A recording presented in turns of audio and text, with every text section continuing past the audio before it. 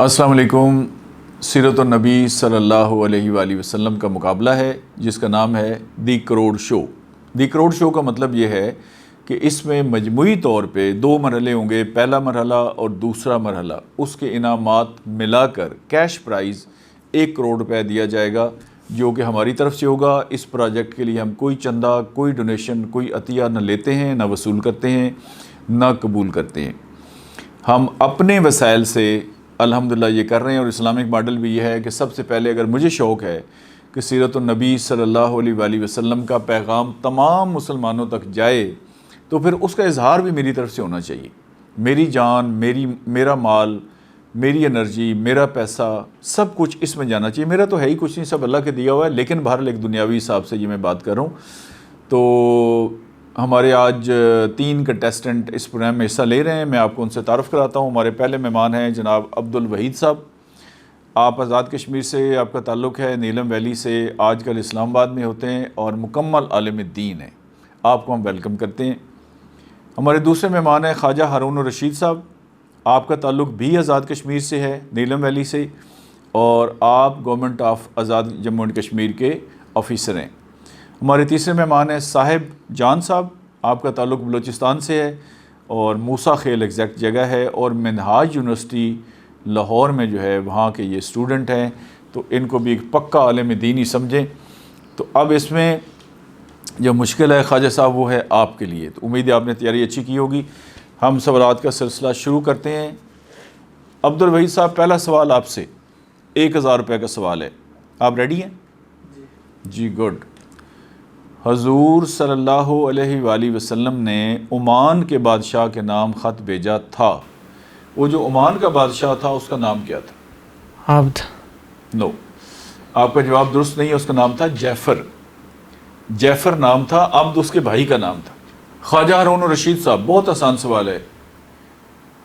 یمامہ، جنگ یمامہ آپ کو پتہ ہے بہت مشہور ہے، یہ جو یمامہ جگہ ہے یہ کس ملک میں واقع ہے؟ سعودی عرب۔ سعودی عرب، جواب درست ہے۔ صاحب جان صاحب، آپ سے پہلا سوال 1000 روپے کا، بہت آسان، کہ غزوہ احد میں جب اللہ کے رسول صلی اللہ علیہ وآلہ وسلم تشریف لے گئے مدینہ سے احد کی طرف، تو اس کے راستے میں آپ نے اور آپ کے لشکر نے ایک رات کا قیام کیا۔ آپ نے یہ بتانا ہے کہ اس لشکر کے لیے کتنے پہرے دار مقرر کیے گئے؟ 50۔ 50، ویری گڈ۔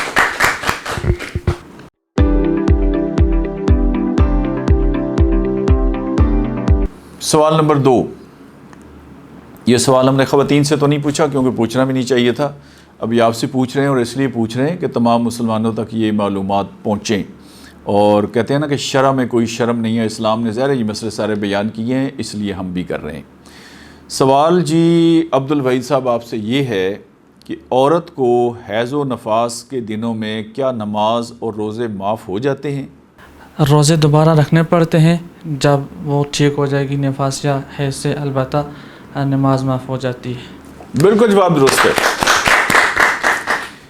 یہ ناظرین سوال بیسیکلی میں نے اس لیے پوچھا کہ اس سے آپ روزے کی اہمیت کا اندازہ لگائیں، کیونکہ بدقسمتی سے ہمارے پچھلے چند سالوں میں روزے کا جو رجحان ہے روزہ رکھنے کا، وہ نیچے کی طرف آ رہا ہے۔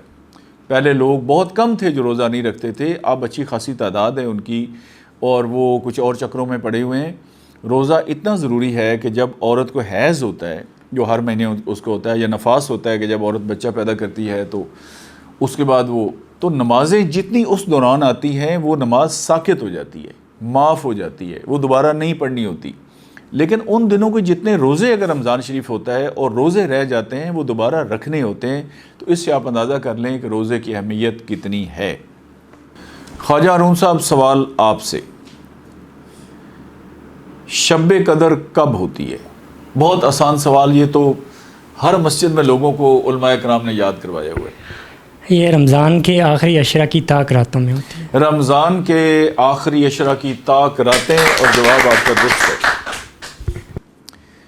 یہ سوال بیسیکلی میں نے اس وجہ سے اس میں لکھا ہے، ایک تو ظاہر سی بات ہے یہ بھی اسلام کی ایک چیز ہے، یہ اس لیے کیا ہے کہ ہمارے بہت زیادہ مشہور ہے پاکستان میں اور شاید انڈیا میں، بنگلہ دیش میں بھی، کہ 27ویں رمضان جو ہے وہ شب قدر ہے۔ اچھا، جب بڑی لمبی بات کرتے ہیں وہ کہتے ہیں نہیں یہ چانسز زیادہ ہوتے ہیں، بھائی یہ آپ کو کہاں سے پتہ لگا ہے کہ یہ اچھا اس کا نقصان کیا ہوا؟ اللہ کے رسول صلی اللہ علیہ وآلہ وسلم نے فرمایا کہ رمضان کے آخری عشرے کی طاق راتیں یعنی 21، 23، 25، 27 اور 29 یہ طاق راتیں بنتی ہیں، ان میں سے ایک ہے۔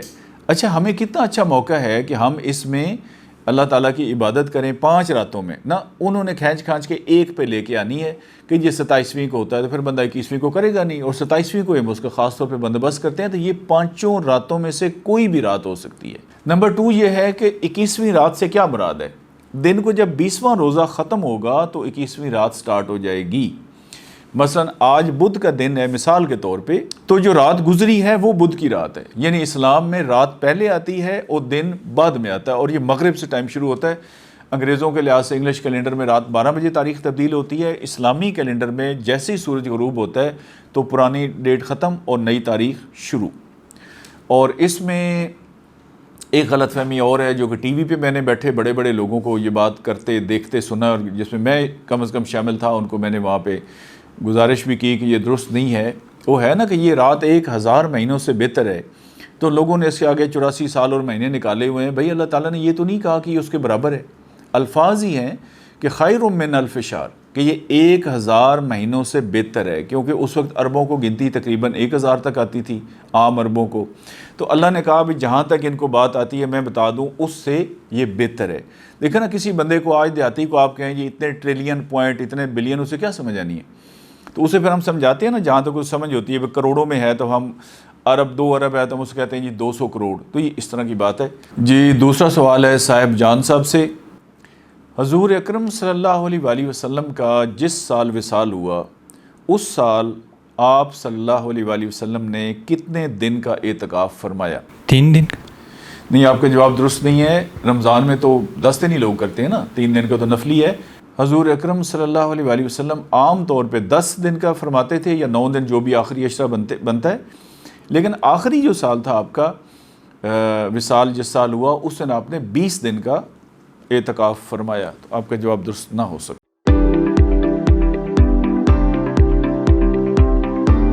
جی سوال نمبر 3، یہ سوال ہے 5000 روپے کا۔ اچھا یہ فرمائیے، بہت آسان سوال ہے آپ کے لیے، تو بہت ہی آسان ہے کہ فطرانے میں کیا کیا دیا جا سکتا ہے؟ فطرانے میں گندم، جو، کشمش، یہ چیزیں دی جا سکتی ہیں۔ ایک چیز رہ گئی ہے وہ بھی بتا دیں۔ گندم بالکل صحیح ہے، گندم ہے، جو ہے، کھجور، ویری گڈ۔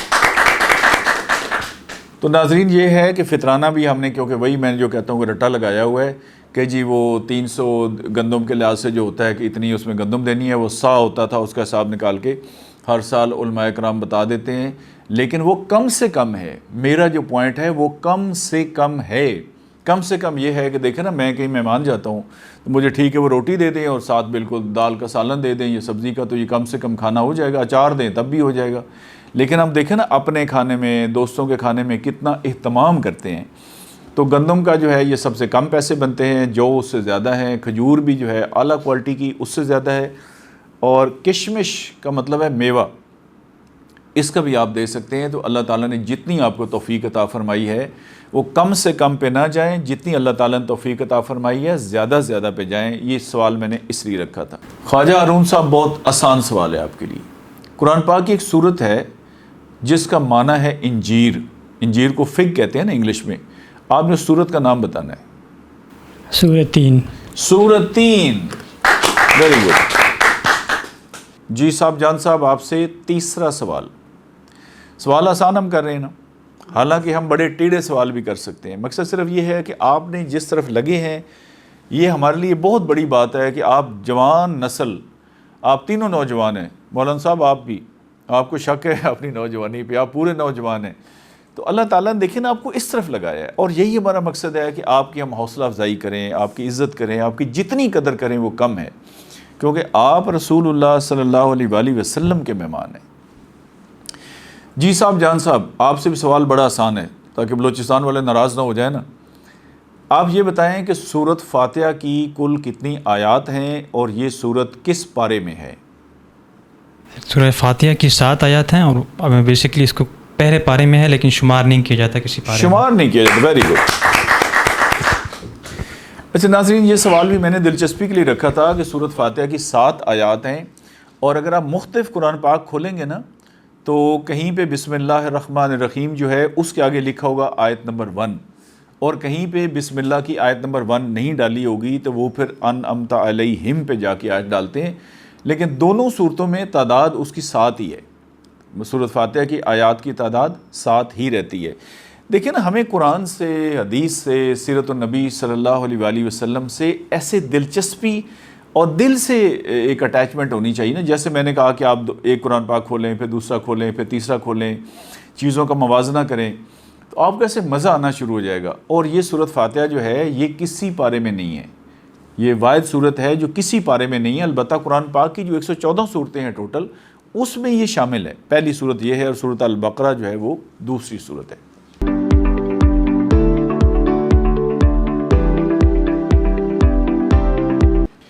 چوتھا سوال جی 7,000 روپے کا۔ زکوٰۃ جو ہے وہ زیور پر، سونے کے زیور پر دی جاتی ہے اگر صاحب نصاب بندہ ہو تو۔ کچھ امام اور بڑے لوگ جو وہ کہتے ہیں کہ جو پہننے والے زیورات ہیں ان پر زکوٰۃ نہیں ہے، اور کچھ امام کہتے ہیں کہ ان پر زکوٰۃ ہے۔ سوال آپ سے یہ ہے کہ وہ کون سے امام ہیں جو کہتے ہیں کہ نہیں ہے، اور کون سے امام ہیں جو کہتے ہیں کہ زکوٰۃ پہننے والے زیور پر دینی ہے؟ امام ابو حنیفہ، امام مالک اور امام محمد احناف کے نزدیک یہ ان پہ بھی زکوٰۃ ہو گیا، اور جو شوافی ہیں امام احمد بن حنبل، امام شافعی، ان کے نزدیک ان پہ زکوٰۃ نہیں۔ Very good.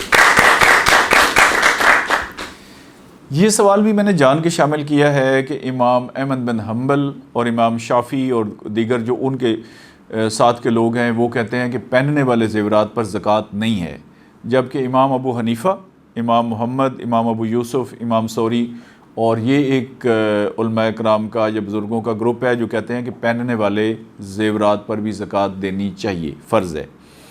اچھا اب دیکھیں نا، جہاں پہ اس طرح کا اختلاف آ جائے وہاں پر کیا کرنا چاہیے؟ دنیاوی حساب میں ہم کیا کرتے ہیں؟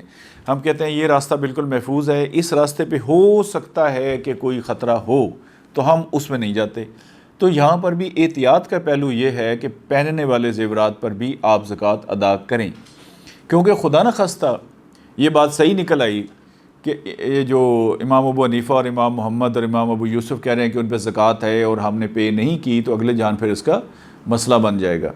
تو اگر ہم نے زیادہ پے کر دی ہے، زکوٰۃ زیادہ دے دی ہے، تو وہ ہماری صدقے میں چلی جائے گی اور اس کا کوئی نقصان نہیں ہوگا، فائدہ ہی ہوگا۔ جواب آپ کا یہ بالکل درست ہوا۔ چوتھا سوال خواجہ صاحب آپ سے، آپ یہ بتائیں کہ 2 پیغمبر ہیں جو کھیتی باڑی کا کام کرتے تھے، کسان۔ اب دیکھیں نا، آپ نے ان سے پوچھا کیا کرتے ہیں، اس نے کہا جی میں فارمر ہوں۔ تو اگر اس کو ہم جوڑیں پیغمبروں کے ساتھ، کوئی لوہے کا کام کرتا تھا، کوئی اور کام کرتے تھے، تو کتنا ہوگا کہ میں ان پیغمبروں کی، یا تجارت جو لوگ کرتے ہیں یا کھیتی باڑی، مدینہ میں دیکھیں نا صحابہ کرام کتنے تھے جو کھیتی باڑی سے متعلق تھے، لیکن وہ ہم یہ کھیتی باڑی اپنی الگ کر لیتے ہیں اور چیزوں کو جوڑتے نہیں کیونکہ ہمیں پتہ نہیں ہوتا۔ آپ نے ان 2 پیغمبروں کے نام بتانے ہیں جو کھیتی باڑی کرتے تھے۔ حضرت آدم علیہ السلام، حضرت ابراہیم علیہ السلام۔ Very good. حضرت آدم علیہ السلام اور حضرت ابراہیم علیہ السلام، جواب آپ کا ہوا جی بالکل درست۔ اچھا جی صاحب جان صاحب، ایک بڑا آسان سوال آپ سے ہے۔ ایک صحابی سے حضور اکرم صلی اللہ علیہ وآلہ وسلم نے مصافحہ فرمایا۔ میں نے لکھا ہے کتاب کے اندر، اس لیے میں لمبی باتیں نہیں کر رہا کہ لوگ کتاب پڑھیں، اور ظاہر سی بات ہے اب اتنی آڈیو ویڈیو میں تو ہم کر نہیں سکتے۔ تو ہم دیکھیں نا مصافحہ بھی کیسے کرتے ہیں، یہ ہمارے سرکاری لوگ عام طور پہ پین ایسے رکھا ہوتا ہے، تو ایسے سارے سے سب سے سلام لے رہے ہوتے ہیں۔ بھائی آپ یہ پین ہٹا دیں، دوسرے ہاتھ میں پکڑ لیں، سلام تو پورا لیں نا۔ وہ کہتے ہیں نا جی وہ سیدھے ہاتھ سے وہ پوری انگلیاں میں نہیں ملاتا، تو مصافحے کا بھی طریقہ ہے جس میں لکھا ہوا ہے کیسے پوری۔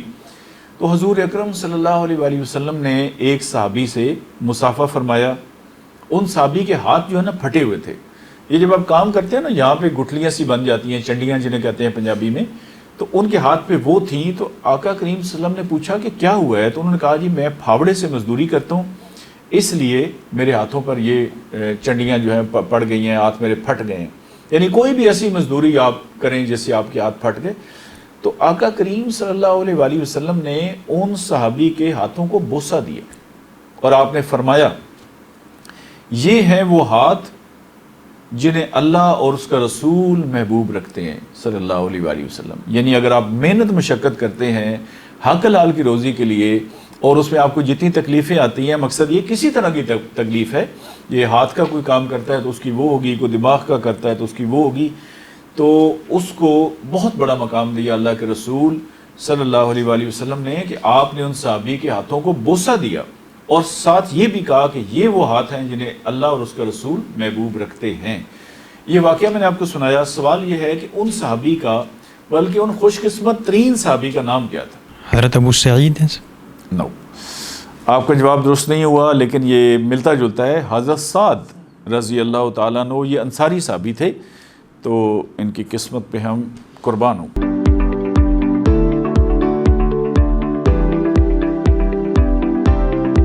عبد الوحید صاحب، سوال آپ سے آخری 10,000 روپے کا سوال ہے، ٹھیک ہے؟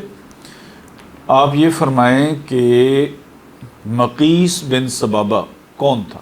یہ ایک بندہ تھا، اس نے اسلام قبول کیا، بعد میں مرتد ہو گیا تھا. گڈ. اور اس نے اپنے ایک بندے کو بھی قتل کیا ہوا تھا، اس کی وجہ سے مکہ کے موقع پہ اللہ آپ صلی اللہ علیہ وسلم نے ان کو قتل کروا دیا. جواب درست ہے، ویری گڈ. جب مکہ فتح ہوا 8 ہجری میں تو حضور اکرم صلی اللہ علیہ وآلہ وسلم نے تمام لوگوں کو معاف کر دیا، اور اس میں 4 یہ بدبخت تھے جن کا یہ فیصلہ فرمایا کہ ان کو قتل کر دیں، اور یہ الفاظ تھے کہ خواہ یہ خانے کعبے کے پردے کے پیچھے چھپے ہوں ان کو پھر بھی قتل کریں، کیونکہ جو تو حضور اکرم صلی اللہ علیہ وآلہ وسلم کو ذاتی طور پر کسی نے تکلیف پہنچائی اور آخری تکلیفیں پہنچائی تھیں ان کافروں نے، ان کو تو آقا کریم صلی اللہ علیہ وآلہ وسلم نے معاف فرما دیا. لیکن جہاں پہ اسلام کی بات آ گئی وہاں پر انہوں نے فرمایا جی کہ وہ معافی نہیں ہو سکتی. اب جیسے دیکھیں نا، اس میں یہ مقیس بن سبابہ جو ہے یہ پہلے مسلمان ہوا، پھر یہ مرتد ہوا، تو مرتد کی سزا بھی یہی ہے، اور پھر یہ ہے کہ ایک صحابی کا یہ قاتل بھی تھا، تو قصاص کے طور پہ بھی تو اس کو قتل کروا دیا گیا. جواب آپ کا بالکل درست ہے. خواجہ ہارون الرشید صاحب، آخری سوال. جنگ بدر کے وقت حضرت حمزہ رضی اللہ تعالیٰ عنہ کی عمر کتنی تھی؟ 1 منٹ آپ کے پاس ہے، سوچ کے جواب دے سکتے ہیں. وہ حضور پاک صلی اللہ علیہ وسلم سے 2 سال بڑے تھے، تو 57 سال. 57 سال، ویری گڈ. میں آپ کو تھوڑا سا عرض کر دوں کہ یہ سوال اس لیے کیا کہ جنگ بدر کے وقت حضور اکرم صلی اللہ علیہ وآلہ وسلم کی عمر مبارک تھی 55 سال. حضرت ابو بکر صدیق رضی اللہ تعالیٰ عنہ آپ سے 2 سال چھوٹے تھے، تو ان کی عمر تھی 53 سال. حضرت حمزہ رضی اللہ تعالیٰ عنہ جو نبی کریم صلی اللہ علیہ وسلم کے چچا تھے اور بہت محبت تھی ایک دوسرے کے ساتھ، ان کی عمر تھی 57 سال، یعنی حضور پاک صلی اللہ علیہ وسلم سے 2 سال بڑے تھے. اور ایک تیسرے جو کزن حضور پاک صلی اللہ علیہ وسلم کے حضرت عبیدہ جو پہلے مقابلے میں نکلے تھے، ان کی عمر تھی 63 سال. یہ میں نے سوال اس لیے لکھا ہے اس میں کہ اس میں پوائنٹ یہ ہے کہ 53 سال، 55 سال، 57 سال اور 63 سال، اور یہ جنگ لڑی انہوں نے ہاتھوں سے، پریکٹیکلی، نیزہ، تلوار. یہ نہیں ہے بھائی کوئی پسٹل ہے اسے فائر کر دیا یا میزائل کا بٹن دبا دیا. تو آپ اندازہ کر لیں نا کہ ان کی صحت کتنی اچھی تھی. آج کل تو خیر 0 سائز کے جوان آ رہے ہیں، وہ نوجوان کو پیچھے سے دیکھیں نا تو اتنی سی اس کی کمر ہوتی ہے. یہ جس طرح کی خوراکیں ہم کھاتے ہیں اور سارا دن موبائل پہ لگے رہتے ہیں، کوئی ایکسرسائز نہیں، کوئی کچھ نہیں. تو اسلام جو ہے وہ یہ بھی کہتا ہے کہ آپ کی صحت ٹھیک ہو، آپ اپنی باڈی کا خیال کریں، اور باڈی اچھی ہوگی تو دماغ اچھا ہوگا اور ہم کچھ کر پائیں گے. اور جہاد میں بھی دیکھیں نا، اگر یہ پوزیشن ہو کہ بیٹھے سے اٹھا نہیں جاتا. 35 سال والے عمر کے بندے سے میں نے پوچھا تو اس نے مجھے کہا جی کہ بس جی اب تو عمر گزر گئی ہے، بس زندگی کے دن پورے کر رہے ہیں. تو جب 35 سال میں یہ سوچ آ جائے تو پھر ہماری امت مجموعی طور پر ایسے جائے گی. اور اگر ہم ان باتوں کا خیال کر لیں جو رسول اللہ صلی اللہ علیہ وآلہ وسلم کی سیرت سے ملتے ہیں تو پھر ہمارا گراف ایسے جائے گا. جی آپ سے آخری سوال صاحب جان صاحب، 5واں سوال 10,000 روپے کا سوال ہے اور بہت آسان ہے کیونکہ آپ ماشاءاللہ اسلامک اسکالر ہیں. سوال یہ ہے کہ کون سی چیزیں ہیں جن پر زکوٰۃ دینا فرض ہے؟ ان میں مال تجارت، سونا ہے، ٹھیک ہے، چاندی ہے، ٹھیک ہے، اور اس کے علاوہ وہ گھر کو جو آپ نے آگے رینٹ پہ دیا ہوا ہے جس سے آپ کو آمدنی آتی ہے، اس سے بھی آپ کے اوپر زکوٰۃ ہوگی. سونا، چاندی، مال تجارت، یہ آپ کی 3 باتیں ٹھیک ہیں. رینٹ والی بات غلط ہے. 2 رہ گئے ہیں، میں آپ کو بتا دیتا ہوں، زیادہ ہنٹ نہیں دے سکتے. ویسے ہنٹ کوئز میں دیتے نہیں ہیں لیکن میں پھر بھی آپ کی سہولت کر رہا ہوں، حالانکہ مولانا عبد الوحید صاحب ناراضگی سے دیکھ رہے ہیں میری طرف. 2 چیزیں بتا دیں، آپ کا جواب درست مان لیتے ہیں۔ ہم نے کوشش کی تھی کہ آخری سوال بھی آپ کا ٹھیک ہو، لیکن آپ کو وہ چیزیں یاد نہیں آ سکیں، تو آپ کا یہ جواب درست تسلیم نہیں کیا جاتا۔ میں بتا دیتا ہوں ناظرین، یہ 5 چیزیں ہیں جن پہ زکوٰۃ دینی ہوتی ہے: سونا، چاندی اور کرنسی۔ کرنسی کا مطلب ہے روپیہ، پیسہ، وہ کسی بھی فارم میں ہو، ڈالر میں ہو، ریال میں ہو، روپے کی شکل میں ہو، اچھا ڈیبینچرز ہوں، آپ کے واؤچرز ہوں، آپ کے شیئرز ہوں، کسی بھی فارم میں، کرپٹو کی فارم اب آ گئی ہے، کسی بھی فارم میں پیسہ جو آپ کا ہے، وہ گھر میں ہو، وہ جیب میں ہو، وہ بینک میں ہو، کسی سے آپ نے لینا ہو، یہ سب اسی میں آئے گا، پیسے میں آئے گا۔ سونا، چاندی اور روپیہ پیسہ، جس کی میں نے ساری شکلیں بتائی ہیں، ایون کہ جی پی فنڈ بھی اس میں آتا ہے، جو سرکاری ملازمین کا جمع ہوتے ہیں نا پیسے، تو وہ بھی آپ کے پیسے ہیں۔ جو آپ نے کسی سے لینا ہوتا ہے وہ بھی بیسیکلی آپ کا ہی پیسہ ہوتا ہے۔ اچھا، چوتھی چیز جو آپ نے بتائی وہ بالکل ٹھیک ہے، وہ ہے مال تجارت۔ مرچنڈائز جو ہے مال تجارت، یہ ہے بنیادی طور پہ جس کا آپ کاروبار کرتے ہیں۔ مثلا آپ کی ایک دکان ہے، اس میں آپ اے سی بیچتے ہیں، اے سی خریدتے ہیں، اے سی بیچتے ہیں، تو اے سی آپ کے لیے کیا ہے؟ مال تجارت۔ وہی اے سی ہمارے گھر میں لگا ہوا ہے، کیونکہ ہم اس کی سیل پرچیز نہیں کرتے، تو یہ مال تجارت نہیں ہوگا۔ اچھا، مال تجارت میں بھی نیٹ کا لفظ یاد رکھیں، اسلام نیٹ پہ جاتا ہے۔ نیٹ کا مطلب یہ ہے، آپ کی دکان میں 10 لاکھ کا سامان پڑا ہے، لیکن اس میں 3 لاکھ ادھار ہے، 7 لاکھ کا خریدا ہوا ہے، 3 لاکھ انہوں نے ادھار پہ رکھا ہوا ہے، تو 7 لاکھ شمار ہوگا۔ اور 5ویں چیز اس میں وہ پلاٹ ہیں، وہ دکانیں ہیں، وہ مکانات ہیں، کوئی ایسی پراپرٹی جو ہم اس نیت سے خریدتے ہیں کہ کل اسے ہم سیل کریں گے، وہ اس میں شامل ہو جائے گی۔ میں نے ایک پلاٹ خریدا، پلاٹ خریدتے ہوئے میری نیت یہ تھی کہ اس میں میں کل کو گھر بناؤں گا، تو اس پہ کوئی زکوٰۃ نہیں ہے۔ ایک پلاٹ میں نے اس لیے خریدا کہ کل کو اسے میں سیل کروں گا، اس پہ منافع لوں گا، منافع ہو یا نہ ہو، اس پر ہر سال آپ نے زکوٰۃ پے کرنی ہے اس کی مارکیٹ کے حساب سے۔ تو یہ 5 چیزیں ہو گئیں جن پر زکوٰۃ دینا فرض ہے۔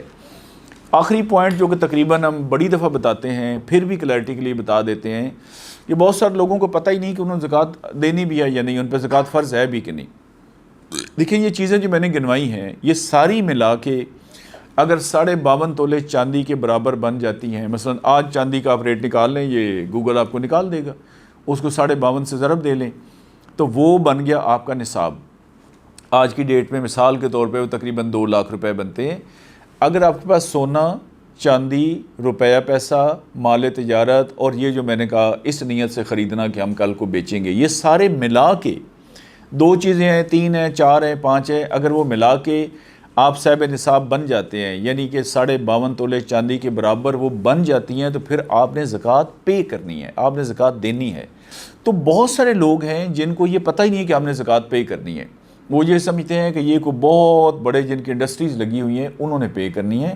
تو اسلام اس لش پش کی اتنی اجازت بھی نہیں دیتا جتنی ہم کرنا چاہتے ہیں۔ دیکھیں، ہم نے مانگ کے جہیز لینا ہوتا ہے، لیکن اس میں وہ چیزوں کی ڈیمانڈز لوگ کرتے ہیں کہ یہ فریج بھی ہو، ٹی وی بھی ہو، LCD بھی ہو، فون بھی فلاں کمپنی کا ہو۔ تو اسلام میں اس طرح کا لائف سٹائل جو ہے نا وہ ہے ہی نہیں۔ تو اسلام یہ کہتا ہے، اچھا سونے کی بات میں نے نہیں کی، دیکھیں نا نصاب یہ ہے 7.5 تولے سونا یا 52.5 تولے چاندی۔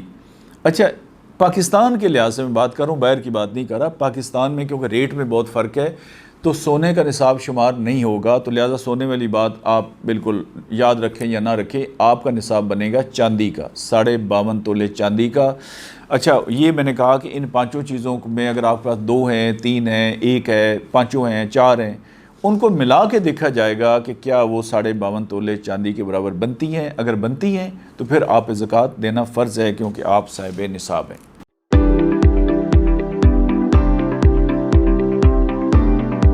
جی، اب آتے ہیں نتائج کی طرف۔ ہمارے پہلے مہمان عبدالوحید صاحب، بلکہ مولانا عبدالوحید صاحب، آپ آزاد کشمیر سے تعلق ہے آپ کا، اور اسلام آباد میں عالم دین کا کام کرتے ہیں، ٹیچر ہیں، اسلام پڑھاتے ہیں۔ آپ نے بہت اچھا ماشاءاللہ آپ نے تیاری کی، اور آپ نے 24,000 روپے کا کیش پرائز جیتا ہے، آپ کو بہت مبارک ہو۔ خواجہ ہارون الرشید صاحب، آپ کا تعلق بھی آزاد کشمیر سے ہے، اور آپ آزاد کشمیر، آزاد جموں اینڈ کشمیر جو ہے AJK، اس کی گورنمنٹ میں آفیسر ہیں۔ آپ نے ماشاءاللہ تمام سوالوں کے صحیح جواب دیے ہیں، اور آپ کو 25,000 کا انعام کیش۔ Very good. صاحب جان صاحب، بلوچستان سے تعلق، اور منہاج یونیورسٹی جو لاہور میں ہے وہاں پہ آپ طالب علم ہیں۔ آپ کے 2 سوالات ٹھیک ہوئے ہیں، لیکن یہ اتفاق کی بات یہ ہے کہ ان کو 6000 کا پرائز ملا ہے کیش کا، لیکن یہ قسمت ہوتی ہے، ان کے پہلے والے جو ہے نا شروع والے سوالات ٹھیک ہوئے ہیں، اگر یہ آخری 2 سوال ٹھیک ہوتے اور 2 ہی ہوتے جو کہ ان کے ہیں تو پھر ان کا 17000 ہوتا ہے۔ اس کو کہتے ہیں گڈ لک ہونا یا گڈ لک نہ ہونا۔ تو آپ کی تیاری بھی اچھی تھی، آئندہ کے لیے آپ نے بہتر تیاری کرنی ہے۔ خواجہ ہارون الرشید صاحب، آپ تو ہمارے اگلے راؤنڈ کے لیے 100% کوالیفائڈ ہیں، آپ کا بھی ہم انشاءاللہ کوشش کریں گے کہ اگلے راؤنڈ میں آپ آئیں۔ اس میں بڑے پرائزز ہیں 50 لاکھ کے، جو 50 لوگ یہاں سے سلیکٹ ہو کے دوسرے راؤنڈ میں جائیں گے ان کو ہم 50 لاکھ کے پھر پرائز دیں گے 25 لوگوں کو، 50 میں سے 25۔ اس میں جو کم سے کم انعام ہے اس کی رقم 1 لاکھ ہے، اور 2 لاکھ، 3 لاکھ، 5 لاکھ، 9 لاکھ، 10 لاکھ، ملین تک ہے۔ یہ ہماری طرف سے ہوں گے، اور ظاہر لمیٹڈ کمپٹیشن ہوگا نا 50 کے اندر، اور 50 میں سے 25 کو انشاءاللہ پرائز۔ باقی تمام مسلمانوں سے اپیل ہے کہ وہ اس کار خیر میں حصہ ڈالیں، ہمارے ان پیسوں میں نہیں، اس میں ہم چندہ نہیں لیتے، ان کو گفٹ دیں۔ یہ جو عاشقان رسول ہیں صلی اللہ علیہ وآلہ وسلم، ان کو تحائف دیں، یہ ضروری ہے تاکہ ہم حضور اکرم صلی اللہ علیہ وآلہ وسلم کو جس دن حساب ہو، آمنا سامنا ہو آقا کریم صلی اللہ علیہ وآلہ وسلم سے، کوئی منہ دکھانے کے قابل ہوں کہ جی ہم نے آپ کی سنتوں سے محبت کی، ہم نے ان لوگوں سے محبت کی، ہم نے ان کی قدر کی جو آپ کے راستے پہ چلنے والے تھے۔ تو اس میں میری تمام مسلمانوں سے گزارش ہے کہ وہ ان کو تحائف دیں۔ ہاں، ایک چیز ہم گارنٹی کرتے ہیں کہ جو صاحب بھی کوئی ان کے لیے تحفہ بھیجتے ہیں وہ 100% بائی نیم ان تک پہنچتا ہے۔ کوئی ادارہ اس میں یہ نہیں کہ ہم جمع تفریق کریں۔ آج کے جو تحائف ہیں آپ تینوں کے لیے، وہ جن صاحب نے بھیجے ہیں ان کا نام ہے حاجی جمیل صاحب، یہ گورنمنٹ کے کانٹریکٹر ہیں، لاہور سے ان کا تعلق ہے، یہ انہوں نے آپ کے لیے بھیجے ہیں۔ میں اس کی تھوڑی سی تفصیل آپ کو بتا دیتا ہوں کہ یہ ایک ٹاول ہے، ایک کا مطلب ایک، یعنی میں ایک کا بتا رہا ہوں تو سب کو ایسا ہی ہے۔ یہ ایک ٹاول ہے تحفوں میں، اور یہ انہوں نے جائے نماز بھیجی ہے، اور یہ اسلامی سینری ہے ایک بہت ہی خوبصورت، اور یہ 4 کتابوں کا سیٹ جو ہے یہ ان کی طرف سے ہے۔ کتاب ہے یہ سیرت محمد اور ہماری کردار سازی صلی اللہ علیہ وآلہ وسلم۔ یہ کتاب میں نے ہی لکھی ہے، یہ بنیادی طور پر یہ کتاب جس کا ہم مقابلہ کراتے ہیں اس کو میں نے نچوڑ کے مختصر کر کے اس کا خلاصہ اس کتاب میں تحریر کر دی ہے۔ دیکھیں بہت سارے لوگ ہو سکتے ہیں نا، وہ کہیں جی ہم نے مقابلے میں حصہ نہیں لینا، تو ان کے لیے ہم نے اسی کو رس یا جوس نکال کے چھوٹی کتاب بنا دی ہے، جو اس کے اندر ہے وہ انشاءاللہ اس کے اندر بھی ہے۔ جی عبدالوحید صاحب تشریف لائیں گے، مولانا عبدالوحید صاحب، ان کو 24,000 کا کیش پرائز اور یہ سارے تحائف ان کو ہم پیش کرتے ہیں۔ آپ کو بہت مبارک ہو جی، کلیپنگ۔ یہ آپ کے تحائف ہیں جی، یہ آپ کے ساتھ جائیں گے، قبول فرمائیں جی۔ خواجہ ہارون الرشید صاحب تشریف لائیں، یہ آپ کا کیش پرائز، بہت ساری تالیاں، 25,000 روپے، اور یہ تحائف جو ہیں جی یہ آپ کے ساتھ جائیں گے، بہت مبارک ہو، ویری گڈ۔ صاحب جان صاحب آپ تشریف لائیں، آپ کی تیاری بہت اچھی ہے، تھوڑی سی اور کریں گے تو اگلے مرحلے میں یہ آپ کا کیش پرائز جی، بہت مبارک ہو، تالیاں۔ اور یہ تحائف جی بالکل آپ کے ساتھ جائیں گے، یہ آپ کا گفٹ پیک۔ ہماری اس خوبصورت ترین ایپیسوڈ کا وقت ختم ہوا، آپ سے اجازت چاہتے ہیں، اپنا بہت خیال رکھیں، اللہ حافظ۔